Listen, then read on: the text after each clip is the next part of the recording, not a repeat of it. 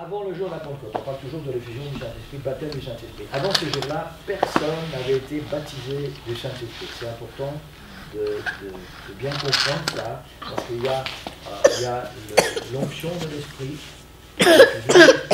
il y a le baptême du Saint-Esprit et il y a les dons de l'Esprit. Tout ça, c'est tous des domaines différents et c'est important. Donc là, on parle le jour de la Pentecôte où il y a eu l'effusion du Saint-Esprit, où toutes ces personnes ont été baptisées du Saint-Esprit.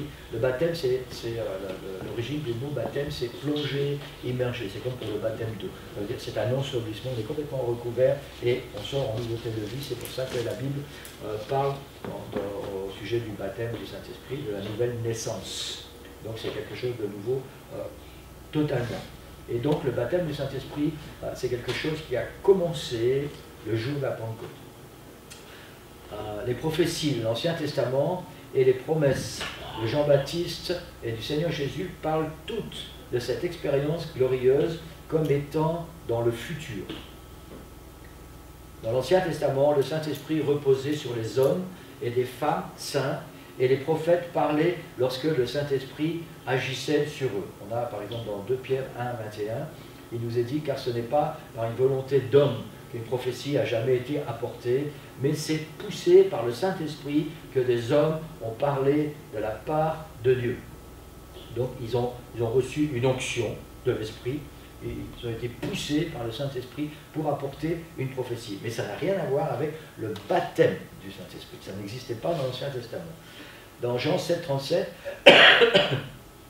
c'est Jésus qui parle, il dit cela de l'Esprit que devaient recevoir ceux qui croiraient en lui, car l'Esprit n'était pas encore, parce que Jésus n'avait pas encore été glorifié. C'est une écriture qui est très claire. Plus tard, on va étudier sur l'unicité, c'est-à-dire que Dieu est un, Dieu est Père, Fils et Saint-Esprit, mais Jésus est Dieu et l'Esprit, c'est l'Esprit de Dieu. On va étudier ça plus en détail plus tard. Et ici, Jean 7, 39 nous dit que, il parle du baptême du Saint-Esprit, l'Esprit n'était pas encore déversé parce que Jésus n'avait pas encore été glorifié. Donc, ce verset nous enseigne que pour que les gens soient baptisés du Saint-Esprit, il fallait que Jésus ait été glorifié. Donc c'est une preuve supplémentaire que dans l'Ancien Testament, les gens ne pouvaient pas être baptisés du Saint-Esprit, puisque Jésus n'avait pas encore été glorifié. Si vous avez des questions, il faut m'arrêter tout de suite, hein, c'est bon. Hébreux chapitre 11, versets 39 et 40. Tout cela, à la fois desquels il a été rendu témoignage, n'ont pas obtenu ce qui leur était promis, Dieu ayant en vue quelque chose de meilleur pour nous, afin qu'ils ne parvinssent pas sans nous à la perfection. Ici, il est parlé aussi, en particulier, de la puissance du Saint-Esprit. Donc tous ces hommes de foi ont agi par la foi sous l'onction de l'Esprit, mais n'étaient pas baptisés du Saint-Esprit. Et une des raisons est celle-ci, c'est que le plan de Dieu, on parle de la destinée beaucoup en ce moment, et le plan de Dieu, principalement, était de réunir les Juifs et les non-Juifs dans un même peuple. Et c'est pour ça que tous ces gens, la Bible nous parle, l'Hébreu nous parle de tous ces gens de l'Ancien Testament qui n'ont pas reçu le baptême du Saint-Esprit parce qu'ils ne pouvaient pas être avant nous. Sinon, il y aurait eu une distinction toujours entre le peuple de Dieu et ceux qui n'appartiennent pas au Seigneur. Tandis que là, l'effusion du Saint-Esprit est arrivée le jour de la Pentecôte, quand le Seigneur a réuni les deux ensemble. Et on voit ça notamment, en particulier, tous ces gens qui étaient venus de toutes les contrées environnantes et qui entendaient les apôtres parler dans leur langue maternelle. Hein, donc ça, c'est aussi une approbation de Dieu par rapport aux prophéties, que cette prophétie qui va réunir les deux en un seul, les deux peuples en un seul, s'est accomplie aussi. Jean-Baptiste fut rempli du Saint-Esprit dès le sein de sa mère. Et cependant, l'expérience de la Pentecôte était de loin plus merveilleuse que ce qu'il a expérimenté. On va voir ça. Hein, Jésus avait déclaré qu'il était nécessaire pour lui de s'en aller avant que le Consolateur, j'ai été trop vite, Jean-Baptiste, je reviens en arrière, fut rempli du Saint-Esprit dès le sein de sa mère. C'est ce que la Bible nous dit quand Marie est allée voir sa cousine Élisabeth. Vous connaissez cette histoire? Okay. Et cependant, l'expérience de la Pentecôte était loin, de loin, plus merveilleuse que ce qu'il a expérimenté. Ça, vous pouvez lire ça aussi dans Matthieu chapitre 11, verset 11. La Bible dit que quand Marie est arrivée devant Élisabeth, qu'Élisabeth était enceinte de Jean-Baptiste, Marie était enceinte de Jésus, dès qu'Élisabeth a entendu la voix de Marie, Jean-Baptiste a tressailli. Et la Bible dit que le Saint-Esprit a rempli Jean-Baptiste. Mais ça n'était pas le baptême du Saint-Esprit. Jean-Baptiste a été loin d'une onction pour accomplir son ministère, mais il n'a pas été baptisé du Saint-Esprit. Pour nous, ça ne change rien du tout, mais c'est important de savoir qu'il y avait une différence entre l'onction que Jean-Baptiste a reçue et le baptême du Saint-Esprit. Donc Jésus a déclaré, on revient à la deuxième partie, qu'il était nécessaire pour lui de s'en aller afin que le Consolateur puisse venir. On vient de voir il y a quelques instants que voilà, il y a eu le baptême du Saint-Esprit n'a eu lieu que le jour de la Pentecôte, afin que les deux peuples soient réunis en un seul peuple. Je vais essayer de mettre mes idées. Moi, je suis déjà parti beaucoup plus loin, puis j'ai encore tout ce que j'ai mis dedans cet après-midi qui se mélange un petit peu, donc voilà. je dois mettre tout ça ensemble. Et voilà, c'est quand j'ai parlé que on va étudier sur l'unicité, c'est-à-dire que Dieu est Père, Fils et Saint-Esprit, et que Jésus c'est Dieu manifesté en chair, et que l'Esprit, le Saint-Esprit, c'est l'Esprit de Dieu et l'Esprit de Jésus-Christ. On va voir ça un peu plus loin. Et ici, on a une déclaration qui est assez importante, et je vous encourage à travailler avec ça, parce que ça va vous amener quelque part. Jésus dit, « Cependant, je vous le dis, il vous est avantageux que je m'en aille, car si je ne m'en vais pas, le Consolateur ne viendra pas vers vous. Mais si je m'en vais, je vous l'enverrai. » Ici, ce verset, Jésus déclare que tant que lui est sur la terre, les hommes ne peuvent pas recevoir le baptême du Saint-Esprit. C'est ce que Jésus dit. Tant, si je ne m'en vais pas, vous ne pouvez pas recevoir le Consolateur. Le Consolateur, c'est le Saint-Esprit. Donc, il y a quelque chose de très important à comprendre, c'est que Jésus, en tant que Dieu manifesté en chair, avait un ministère à accomplir sur la terre. Mais en même temps, la différence était que, et c'est ce qui s'est passé quand ce verset s'est accompli, et c'est ce que les apôtres et les disciples ont vécu, la Bible parle que les apôtres ont eu l'expérience que Jésus marchait avec eux, à côté d'eux. Quand le Seigneur les envoyait quelque part, physiquement, les apôtres et les disciples n'étaient pas près de Jésus. Quand nous sommes baptisés du Saint-Esprit, quand le Consolateur vient remplir nos vies, nous sommes constamment, si nous laissons bien sûr l'Esprit du Seigneur remplir nos vies, nous sommes constamment dans la présence du Seigneur. Il n'y a plus cette présence physique que les apôtres ont connue, mais nous avons cette présence spirituelle. Et le Seigneur dit que, à travers ces versets, il est beaucoup plus intéressant pour nous qu'il vive en nous plutôt que la situation que les apôtres ont connue, que Jésus était près d'eux. Souvent, il y a des fois où je me dis que les apôtres et les disciples avaient quand même de la chance, parce qu'ils pouvaient voir Jésus faire des miracles, ils pouvaient ressentir certaines choses. Quand Romain a parlé dimanche, c'est dimanche je pense, de Lazare, quand Jésus a été ému, qu'il a ressuscité Lazare, ils avaient quand même quelque chose d'extraordinaire. Marie est venue au pied de Jésus, elle a répandu du parfum, elle a essuyé les pieds de Jésus avec ses cheveux. C'était quelque chose d'extraordinaire. Et pourtant, Jésus enseigne que ce que nous vivons, c'est beaucoup meilleur, c'est pas français, beaucoup mieux. C'est beaucoup mieux que ce que les disciples ont vécu. En même temps, il dit que c'est ou l'un ou l'autre. Il dit, si je ne m'en vais pas, le Consolateur ne viendra pas.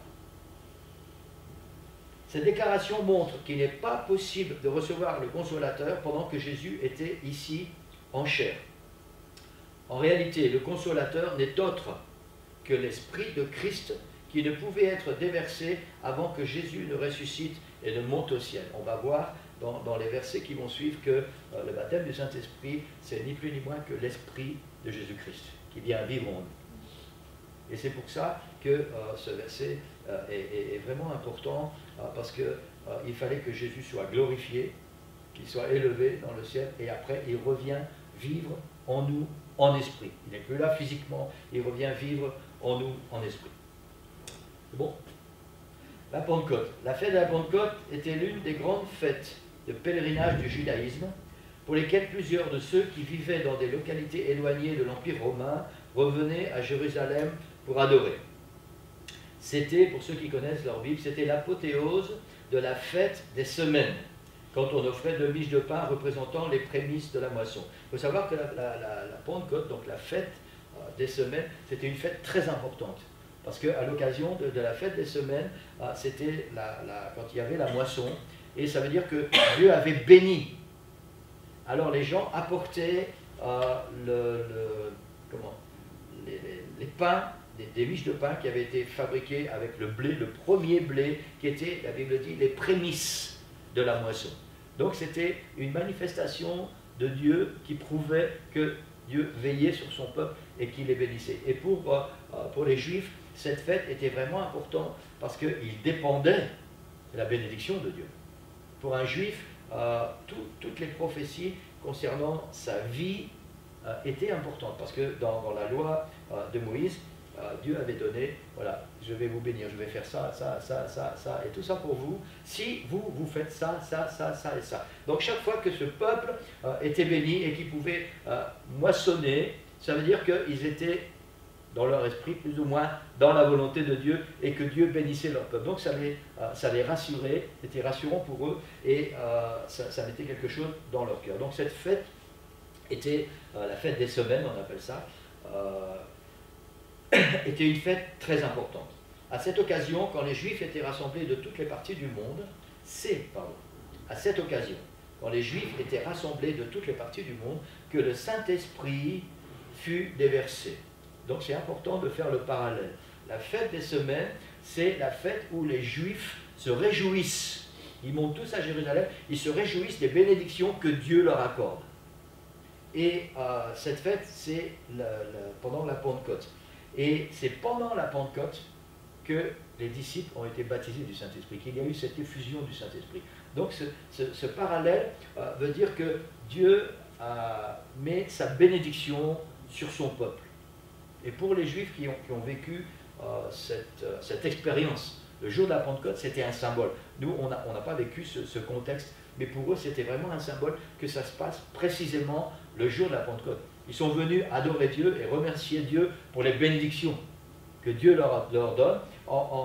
Ils amènent des offrandes, donc avec le pain qui vient des premières récoltes, et Dieu répand son esprit, ça veut dire que Dieu met son approbation sur son peuple, et ces gens ont vraiment dans leur cœur ce sentiment qu'ils appartiennent au Seigneur. Comme la fête de la Pentecôte marquait la fin de la fête des semaines, l'effusion du Saint-Esprit achevait le plan de Dieu pour le salut de l'humanité.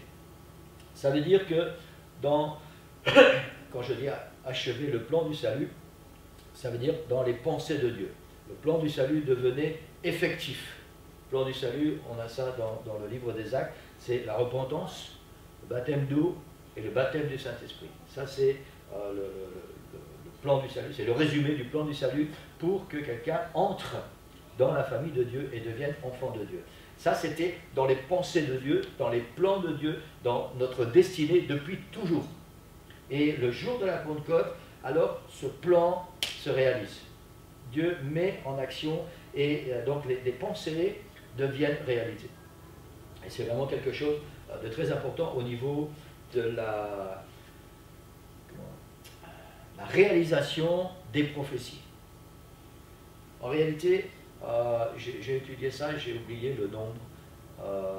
Le fait que Jésus soit né, donc de la naissance de Jésus sur un peu plus de 33 ans, puisqu'il est mort environ à 33 ans et demi, sur un peu plus de 33 ans, la naissance de Jésus jusqu'à la mort de Jésus, la résurrection, l'ascension et la Pentecôte, il y a des centaines de prophéties qui se sont réalisées. Toutes les unes après les autres. Jésus est venu en fait pour que toutes ces prophéties s'accomplissent. Il en reste encore quelques-unes qui se sont réalisées depuis et qui doivent encore se réaliser, mais la plupart des prophéties se sont réalisées quand Jésus était là sur la terre et jusqu'au jour de la Pentecôte. Toujours pas de questions? Ok, si je bafouille un petit peu et que vous ne comprenez pas, il ne faut pas hésiter. Jésus recommanda aux disciples d'attendre le Saint-Esprit.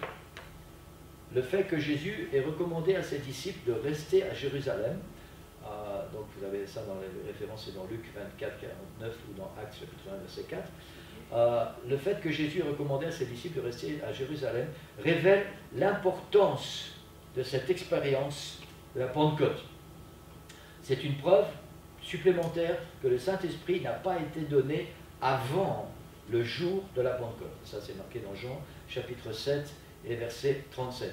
Le fait aussi que Jésus a demandé à ses disciples, en fait, les mots qu'on a dans nos traductions traduisent un peu, Jésus leur a demandé, leur a dit, c'est bien si vous restez le jour de la Pentecôte. Mais en réalité, là, les textes originaux, c'est un ordre que Jésus a donné.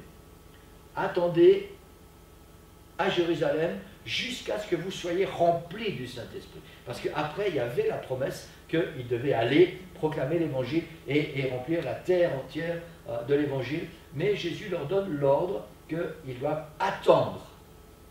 Vous ne pouvez pas partir tant que vous n'avez pas reçu le baptême du Saint-Esprit. Et pour nous, l'Église, c'est vraiment quelque chose de très important, parce que ça symbolise que nous ne pouvons pas accomplir les commandements du Seigneur si nous ne sommes pas remplis du Saint-Esprit.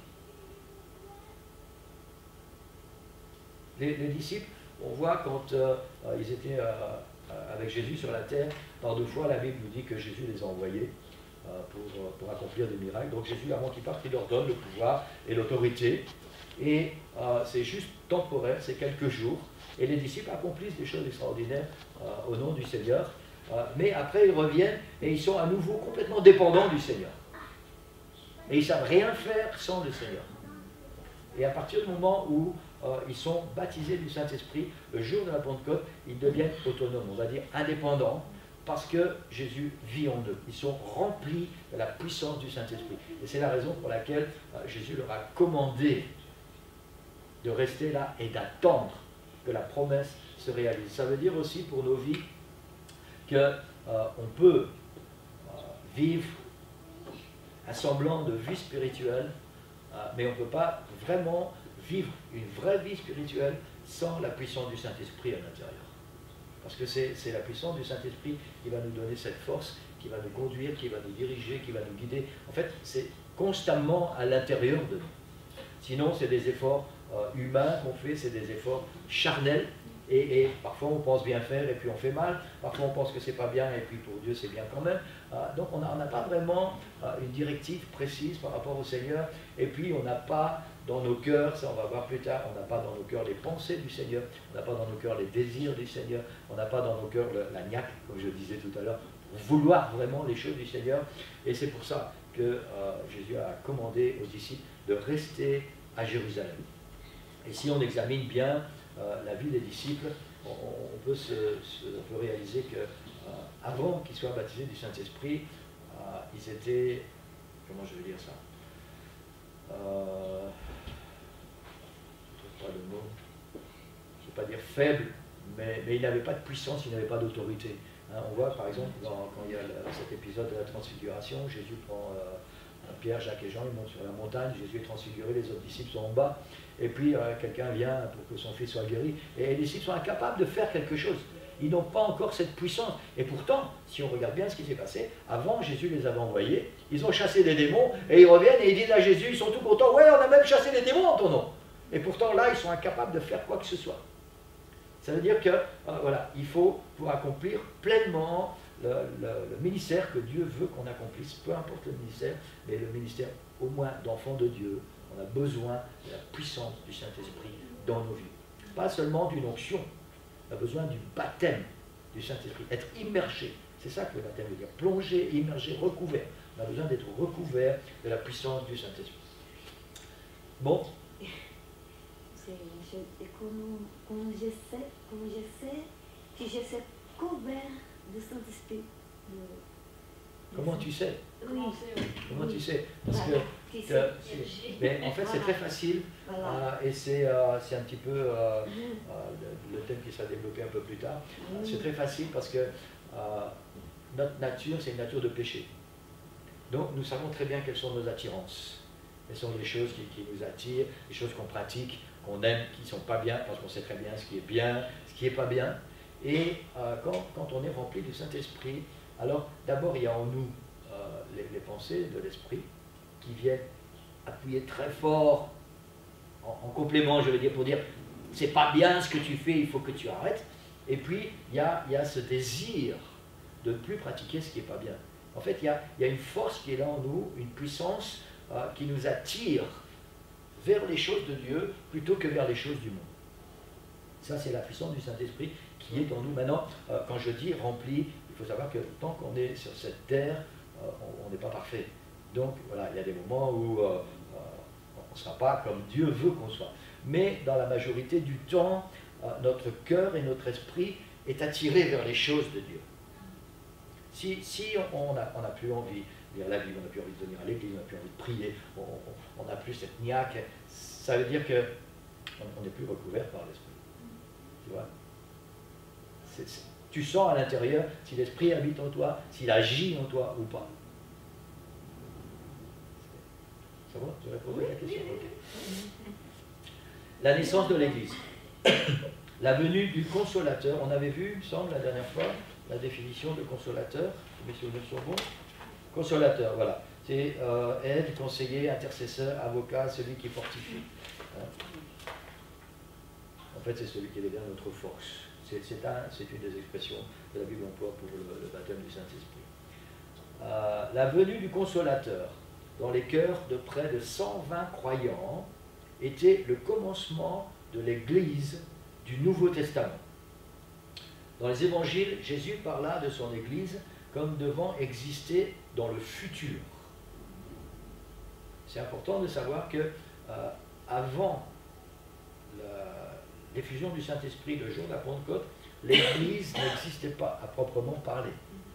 Il y avait le peuple d'Israël qui était le peuple de Dieu, mais l'Église, à proprement parler, dont Jésus emploie cette expression tellement jolie, il dit son corps. Voilà, ça n'existait pas. C'était le peuple que Dieu s'était mis à part, mais en même temps, si on regarde bien tout ce qui s'est passé avec le peuple d'Israël, il y avait toujours une séparation entre Dieu et son peuple. Parce que c'était des gens qui étaient toujours rebelles. Tout le temps, ils passaient leur vie à être rebelles, et puis quand vraiment Dieu envoyait les calamités, alors on revenait en pleurant, Seigneur pardonnait, et on recommençait. Donc c'était un éternel recommencement, mais c'était toujours une séparation. Donc il n'y avait pas vraiment cette notion de corps. D'où aussi on rejoint encore ce dont on parle depuis tout à l'heure, que le Saint-Esprit vit à l'intérieur. On fait corps avec le Seigneur. C'est quelque chose qui est là, et c'est pas comme Jésus était avec les disciples à côté. Il est là à l'intérieur. Donc voilà, l'Église n'existait pas. Matthieu 16, 18, Jésus dit, quand il demande à ses disciples, qui dit-on que je suis? Et les disciples répondent un petit peu à Pierre dit, tu es le Christ, le Fils du Dieu vivant. Et Jésus lui dit, ce ne sont pas la chair et le sang qui t'ont révélé ça, mais c'est mon Père qui est dans les cieux. Okay, si mes souvenirs sont bons. Et Jésus parle de la déclaration que Pierre vient de faire, et il dit sur ce roc. La déclaration, c'était un roc. C'est le mot utilisé en réalité. Beaucoup de traductions traduisent Pierre par rapport au prénom de Pierre, c'est un roc, un rocher, un fondement, une fondation solide. Il dit sur ce roc, je bâtirai mon Église. Donc l'Église n'existait pas encore. Il fallait que Jésus soit glorifié et qu'il soit reconnu en tant que Dieu manifesté en chair. Quand on dit sur ce roc, oui. Le roc, ça veut dire la foi dont Pierre... C'est la déclaration que Pierre vient de faire. Pierre dit, tu es le Christ, le Fils du Dieu vivant.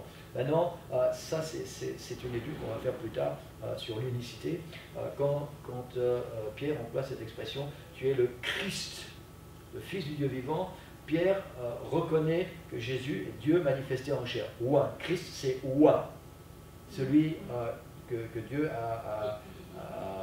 celui sur qui repose l'onction. Et il fallait que, pour que l'Église naisse, il fallait que Jésus soit reconnu en tant que tel. Et tant que ce n'était pas fait, alors l'Église ne pouvait pas naître, et Jésus ne pouvait pas être reconnu en tant que tel tant qu'il n'avait pas accompli son ministère terrestre.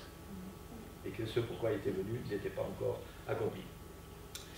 Voilà, donc cela prouve clairement que l'Église a eu son commencement après le calvaire, le jour de la Pentecôte. En fait, l'Église est un organisme vivant, habité par l'Esprit et la vie de Jésus-Christ. L'Église est un organisme vivant. Le Saint-Esprit baptise les croyants dans le corps de Christ, afin que les membres de l'Église soient remplis de et baptisés dans l'Esprit de Christ, qui est le Saint-Esprit. C'est bon? Ou je dois répéter? Je peux répéter? Ok. Le Saint-Esprit baptise les croyants, et on va voir ça après, le Saint-Esprit baptise les croyants dans le corps de Christ. Ça veut dire que quand nous sommes baptisés du Saint-Esprit, nous faisons partie du corps de Christ. Okay? Afin que les membres de l'Église soient remplis et baptisés dans l'Esprit. Donc remplis de l'Esprit et baptisés dans l'Esprit de Christ. C'est bon? Oui, parfois quand j'écris c'est plus facile que...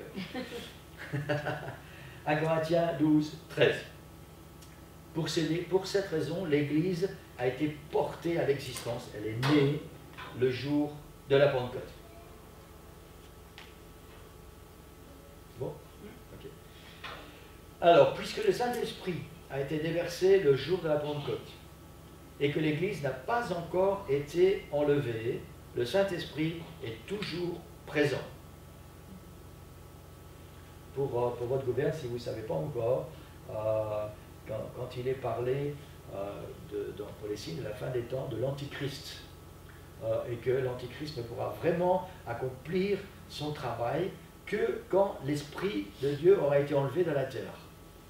Ça veut dire que l'Antichrist ne pourra vraiment être effectif que quand l'Église aura été enlevée, le corps de Christ.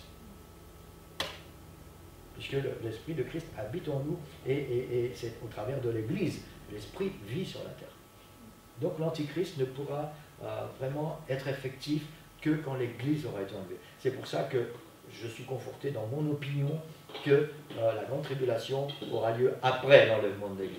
Ça m'encourage de penser ça, parce que la grande tribulation, ça va être des moments très difficiles, et il va être très très très difficile de survivre en tant que chrétien à ça.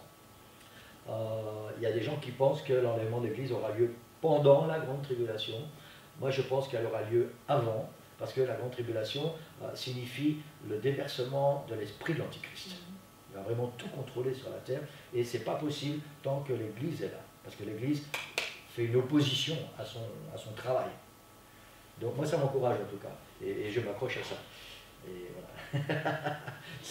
Voilà. La moitié des enseignants pensent que l'enlèvement de l'Église aura lieu avant la grande tribulation, l'autre moitié pendant. Je fais partie de ceux qui croient qu'elle aura lieu avant. Après, la Bible n'est pas... Il y a autant de versets, il y a des choses dans la Bible où le Seigneur ne permet pas qu'on puisse savoir à 100%.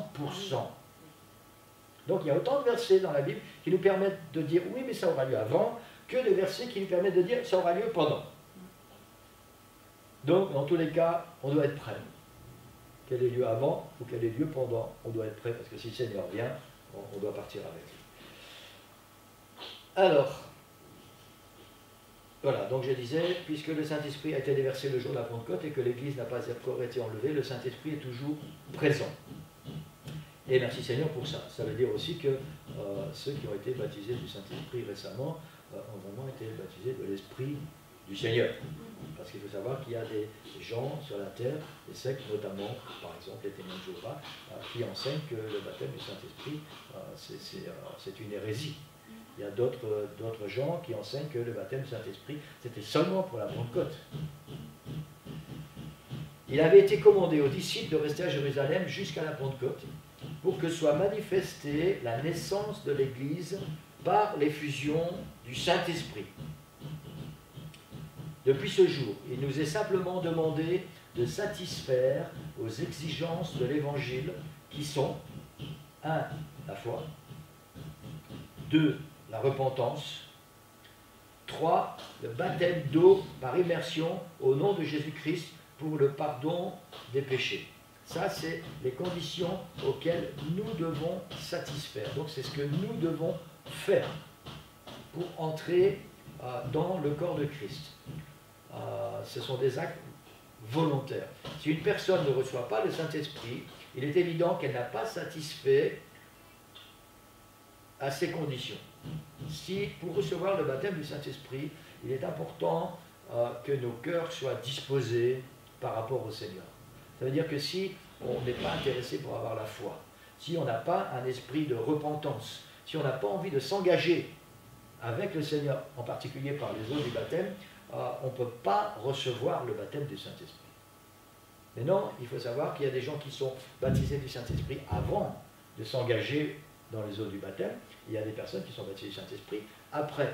Mais la réalité, c'est que dans le cœur de chaque personne, il y a un travail personnel qui est fait et qui permet au Saint-Esprit de venir remplir nos cœurs. Si nos cœurs sont fermés, le Saint-Esprit ne pourra jamais venir nous remplir. Donc il faut satisfaire à ces exigences de l'Évangile, la foi, la repentance, le baptême d'eau, peu importe l'ordre. Mais il faut satisfaire à ces exigences pour recevoir le Saint-Esprit. Il arrive souvent qu'une personne reçoive le Saint-Esprit avant le baptême d'eau, quand elle a un cœur désireux et obéissant. Et on a par exemple un exemple dans Actes 10, 44 et 48. Corneille est allé envoyer chercher Pierre, parce que Corneille a eu une vision, et le Seigneur lui a dit de faire venir Pierre, pour que Pierre puisse l'enseigner. Et la Bible dit que pendant que Pierre était occupé à enseigner, tous ces gens qui étaient à la maison de Corneille, ils ont tous été baptisés du Saint-Esprit. Donc après qu'ils ont été baptisés du Saint-Esprit, Pierre leur a dit, maintenant vous devez être baptisés d'eau. Donc dans le cas présent, ils ont été d'abord baptisés du Saint-Esprit, après baptisés d'eau. Il n'y a pas d'ordre, mais il faut un cœur disposé. Il faut qu'on puisse vraiment rechercher et désirer qu'il y ait quelque chose qui se passe dans nos cœurs par rapport au Seigneur. La plupart du temps, dans nos églises pentecôtistes, ça se produit de moins en moins, mais ça va continuer à se produire parce qu'on va se battre pour ça. Et nous, on a connu ça depuis toujours. Énormément de personnes qui viennent dans nos églises, quand il y a des réunions qui sont vraiment... tout le monde a la niaque et on veut vraiment... Il y a des gens qui viennent à l'église pour la première fois, mais il se passe quelque chose dans leur cœur. Ils ont un cœur ouvert et ils ont besoin d'un changement dans leur vie. Et ces gens, ils sont remplis du Saint-Esprit, ils ne savent pas ce qui s'est passé. Ils sont remplis du Saint-Esprit. Donc ils sont tout à fait ignorants par rapport à l'expérience, mais pour qu'ils aient vécu cette expérience, il a fallu qu'il y ait dans leur cœur, il se passe quelque chose. Ils avaient un cœur ouvert. Et ça, c'est vraiment l'exigence pour recevoir le baptême du Saint-Esprit. Le Saint-Esprit ne va jamais nous remplir si notre cœur est fermé.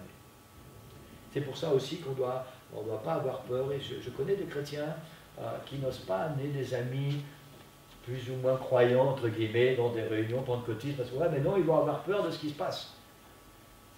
C'est contraire à l'enseignement de la Bible. Ils doivent venir, ils doivent ressentir la puissance du Saint-Esprit, ils doivent être remplis du Saint-Esprit, et après ils vont vraiment s'offrir au Seigneur. Sinon, il ne va jamais vraiment se passer quelque chose dans leur vie. Ces gens vont toujours avoir peur de ce qui va se passer, et puis ce n'est pas vraiment ce que le Seigneur nous demande de faire. La Bible nous dit, insiste en toute occasion, favorable ou non. Ça veut dire que tu dois faire ton travail et amener les gens dans la présence du Seigneur. Après, c'est l'Esprit du Seigneur qui va faire son travail. Si ces gens doivent être sauvés, ils seront sauvés. S'ils ne doivent pas être sauvés, ils ne seront pas sauvés. On a connu plusieurs familles, notamment quand on a commencé l'église, qu'on a invité, et puis certaines personnes étaient ici pendant les cultes, et puis voilà, on loue le Seigneur, comme on a toujours fait, et les gens étaient là derrière, tu te souviens, notamment la copine d'Annelise, quand elle venait avec sa mère, et elle riait comme des folles pendant la réunion, et elle se moquait de nous, mais elle nous prenait pour des demeurés, des tarés. Donc voilà, mais nous on a fait ce qu'on avait à faire. Maintenant, on n'a plus de compte à rendre par rapport à Dieu pour eux.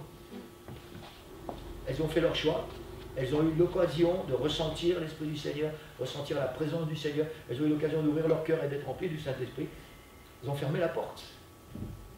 Mais nous, on doit faire notre travail. Voilà. Donc, pour votre gouverne, je ne sais pas si vous savez ce que ça veut dire, Pentecôte, la signification du mot Pentecôte. C'est tout bête. Pentecôte, ça veut dire 50e. 50e, voilà. C'est le 50e jour après la Pâque. C'est juste la définition du mot Pentecôte. C'est tout, 50e. Vous retenez ça, et voilà, vous aurez appris quelque chose aujourd'hui. Oui. Mais ça n'a aucune signification spirituelle, c'est juste un truc de temps. Alors, le troisième point qu'on va voir, le signe initial du baptême du Saint-Esprit et le parler en d'autres langues. Là aussi, il y a beaucoup blabla par rapport au parler en langue. Parce que les gens qui doutent, on va voir plus tard que pour comprendre les profondeurs de la parole du Seigneur, de l'enseignement de la Bible, il nous faut être baptisés du Saint-Esprit. Et il y a certaines personnes qui sont des enseignants, qui sont des théologiens. J'ai déjà lu, j'aime bien lire, et je m'intéresse beaucoup à la théologie, et j'aime savoir comment les théologiens réagissent par rapport à la parole du Seigneur. Et il y a beaucoup de théologiens qui n'ont jamais été remplis du Saint-Esprit et qui argumentent avec ça parce qu'ils n'ont pas fait cette expérience. Et parce qu'ils n'ont pas fait l'expérience, alors ils doivent trouver des arguments qui prouvent que non. C'est dommage, mais c'est comme ça, parce qu'en plus, en tant que théologiens, ils ont une influence sur énormément de chrétiens. Donc c'est dommage que leur comportement induise en erreur tellement de chrétiens qui, eux, ont soif de découvrir la vérité. Donc, voilà, c'est important de savoir que la Bible enseigne que le baptême du Saint-Esprit est toujours accompagné du parler en langue. Chaque fois que la Bible nous parle que quelqu'un a été baptisé du Saint-Esprit, chaque fois, le signe qu'il a parlé dans une autre langue nous est donné. On a ça dans Actes, par exemple, chapitre 2, verset 4. Ils furent tous remplis du Saint-Esprit et se mirent à parler en d'autres langues selon que l'Esprit leur donnait de s'exprimer. Dans Actes 2, verset 33, c'est toujours Pierre qui parle, il parle à cette foule qui demande qu'est-ce qu'on doit faire, et il parle justement de ces langues. Il dit, comme vous le voyez et l'entendez. Dans Actes 10, verset 47, il est dit aussi, car ils les entendaient parler en langue et glorifier Dieu. Donc c'est ceux qui ont accompagné Pierre chez Corneille. Ils ont entendu ces gens qui n'étaient en plus pas des Juifs, c'était comment je vais dire, quelque chose de tout nouveau, ces gens qui n'étaient pas des Juifs, ils les entendaient parler en langue. Ça accompagnait le baptême du Saint-Esprit. Dans Acte 19, verset 6, ils parlaient en langue et prophétisaient. Chaque fois que la Bible nous parle du baptême du Saint-Esprit, chaque fois, de parler en langue accompagne le baptême du Saint-Esprit. L'évidence du baptême du Saint-Esprit est que le croyant, nouvellement rempli de l'Esprit, parle en d'autres langues comme l'Esprit de Dieu lui donne de s'exprimer. Ceux qui n'ont jamais parlé en langue n'ont jamais été baptisés du Saint-Esprit. Ça, c'est une évidence. Peut-être qu'ils ont reçu des onctions de l'Esprit, mais quelqu'un qui n'a jamais parlé en langue n'a jamais été baptisé du Saint-Esprit. Le signe que quelqu'un est baptisé du Saint-Esprit est d'office le parler en langue. Et ça, c'est très important pour vous aussi, et c'est important que vous puissiez chercher aussi dans la Bible. Si quelqu'un veut argumenter avec vous, c'est impossible de recevoir le baptême du Saint-Esprit sans parler en langue. De toute façon, je ne sais pas les expériences que vous avez déjà faites dans votre vie spirituelle. Chaque fois que moi j'ai vu quelqu'un, quand moi j'ai été baptisé du Saint-Esprit, je parlais en langue. Je ne sais pas ce qui s'est passé, mais c'est venu naturellement. Ça coule avec. Ça fait partie du package. Hein, c'est dans le paquet, ça. Voilà, ça coule avec. Et chaque fois que, dans toutes les églises où on a été, et que quelqu'un a été baptisé du Saint-Esprit, chaque fois, ces personnes ont parlé en langue. Et de toute façon, c'est l'accomplissement de la parole de Dieu, de la Bible. Quelqu'un qui est baptisé du Saint-Esprit, obligatoirement, il y a le parler en langue. C'est l'apôtre Pierre, Jacques,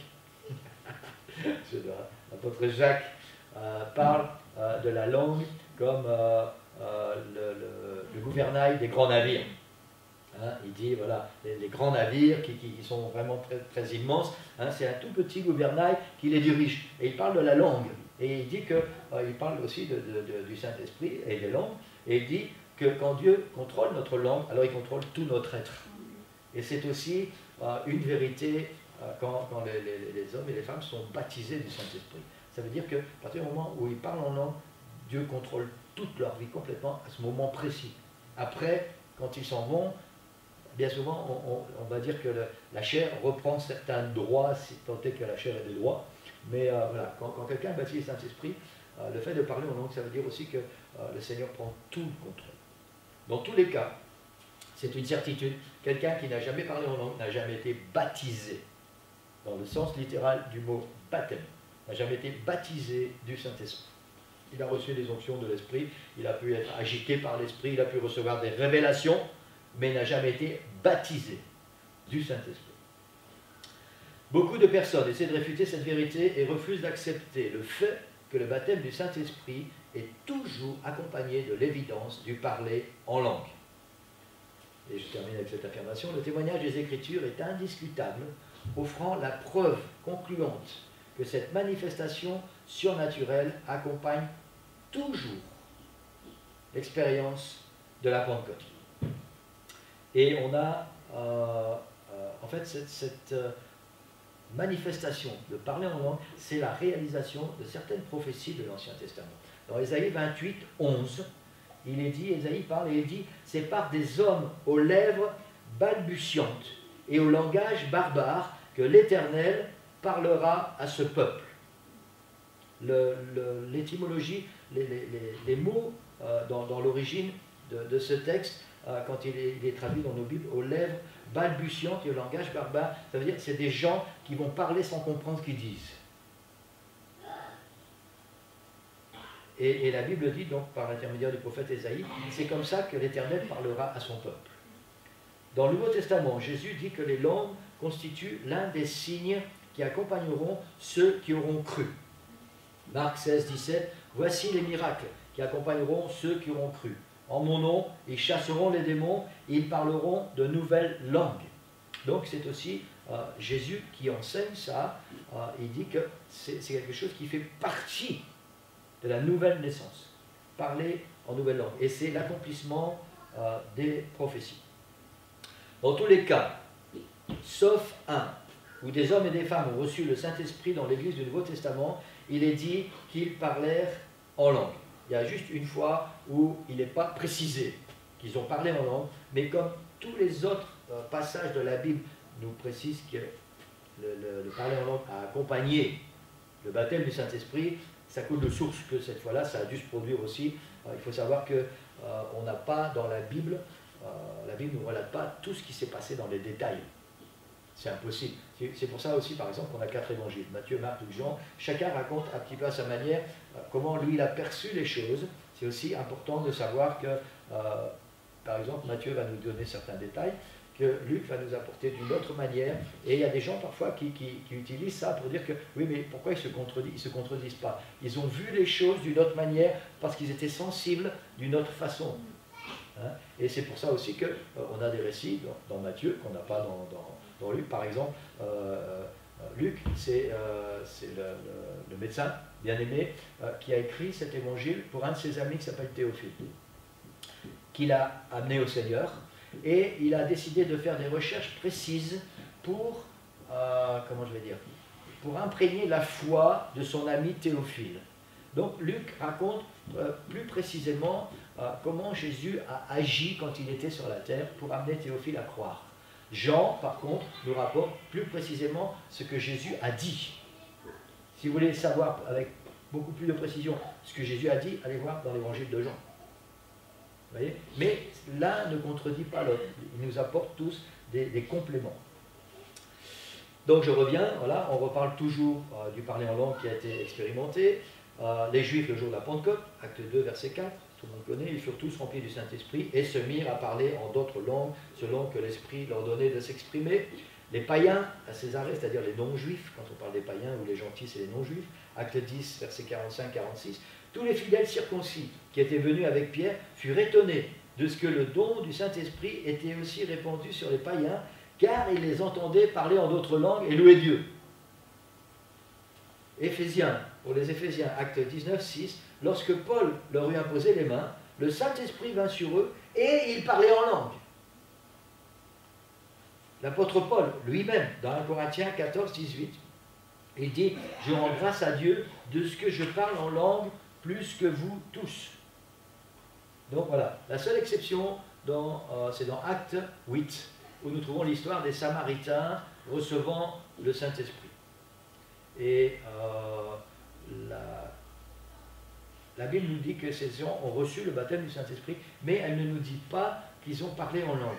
Maintenant, il s'est passé quelque chose. Si vous connaissez cette histoire, vous pouvez lire ça dans Actes chapitre 8. Il y avait un homme qui s'appelait Simon, c'était un magicien. Et ce Simon a assisté au baptême du Saint-Esprit de tous ces gens. Et il s'est passé quelque chose d'extraordinaire parce qu'il a offert de l'argent aux disciples pour qu'ils puissent recevoir ce pouvoir que les gens reçoivent le Saint-Esprit. Donc c'est qu'il a vu quelque chose d'exceptionnel. La Bible ne nous donne pas les détails, mais il y a eu quelque chose d'étrange ou d'exceptionnel qui s'est passé pour que Simon ait envie de payer pour que lui, il ne faut pas oublier qu'il était magicien, qu'il ait le pouvoir de pouvoir que ces choses s'accomplissent. Donc c'est le seul endroit où la Bible ne précise pas, mais dans le contexte, ça coule de source, c'est logique qu'il y a eu en même temps le parler en langue. Voilà, l'apôtre Paul dit, 1 Corinthiens 14, 39, « N'empêchez pas de parler en langue ». Ça veut dire aussi que le parler en langue est très important. On va voir ça plus tard dans l'étude. Pour l'instant, on est en train de mettre des bases. Le parler en langue personnelle, c'est notre force. Quand on parle en langue, c'est l'Esprit qui vient nous fortifier. Si vous vous souvenez, quand vous avez été baptisé du Saint-Esprit, il y a quelque chose qui est là que vous ne pouvez pas expliquer, mais il y a une puissance, il y a quelque chose qui nous soulève, qui nous transforme. Et le fait de parler en langue vient renouveler ça à l'intérieur. C'est aussi pour ça que l'apôtre Paul dit « N'empêchez pas de parler en langue ». Maintenant, il ne faut pas confondre le parler en langue et le don des langues. Ça, ce sera l'objet certainement d'une autre étude. Mais le parler en langue est important et c'est pour ça qu'il faut, il ne faut pas se contenter de recevoir le baptême du Saint-Esprit.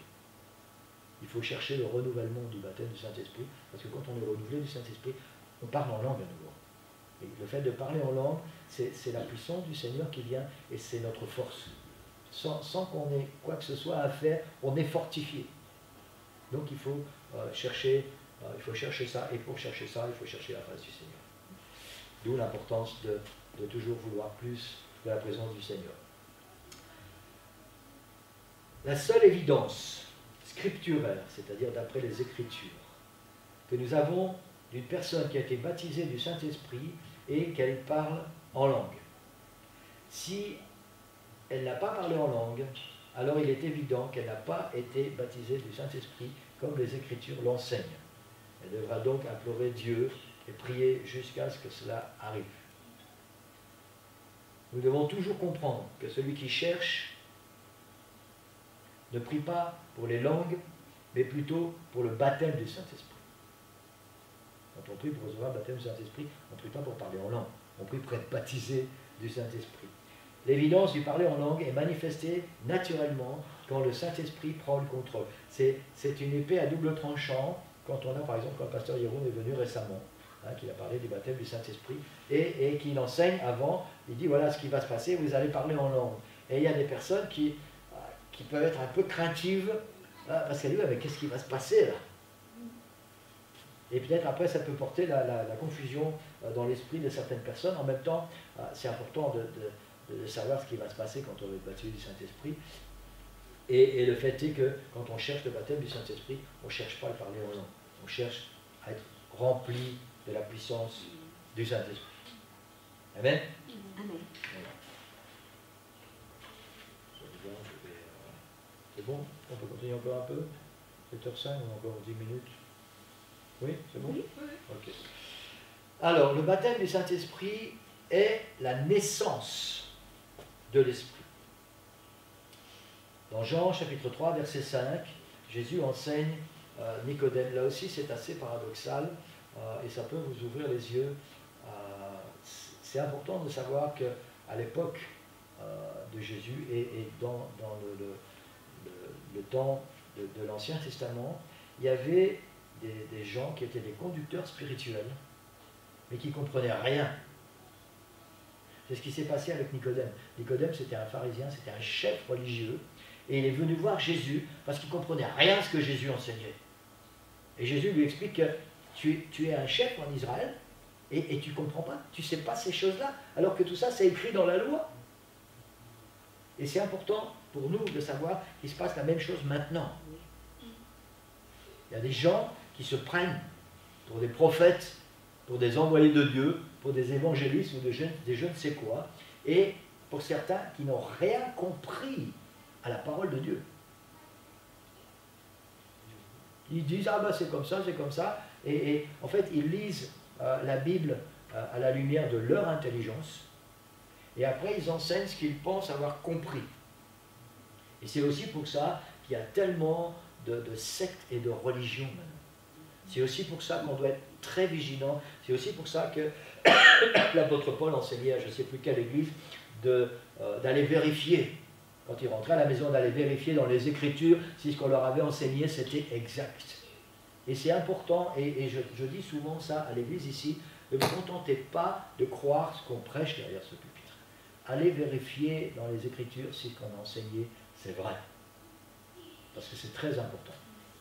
Et même maintenant, surtout, je suis assez horrifié à cause de ça d'ailleurs, surtout maintenant avec les moyens comment on dit, médias qu'on possède, hein, Internet, YouTube et tout ça, il y a un tas aussi bien les hommes que les femmes, hein, des télévangélistes on appelle ça, des gens qui sont devenus tellement populaires que tout le monde croit ce qu'ils disent, et parfois j'entends des choses qui sortent de leur bouche, je dis mais Seigneur, ça me fait dresser les cheveux sur la tête. Mais pourtant, c'est des gens qui sont tellement populaires, on pense que c'est des envoyés de Dieu, et les gens croient ça. D'où l'importance d'être rempli du Saint-Esprit et de pouvoir laisser l'Esprit nous conduire, nous guider, nous enseigner. C'est très important. Bon, je ne sais pas si on va se parler beaucoup, mais bon, c'est bien qu'on sache ça, parce que c'est important. Et moi, j'encourage toujours tout le monde à aller vérifier dans la Bible ce qu'on entend derrière un pupitre, parce que c'est très important. Il faut que tout ce qu'on entend soit en accord parfait avec l'enseignement de la Bible.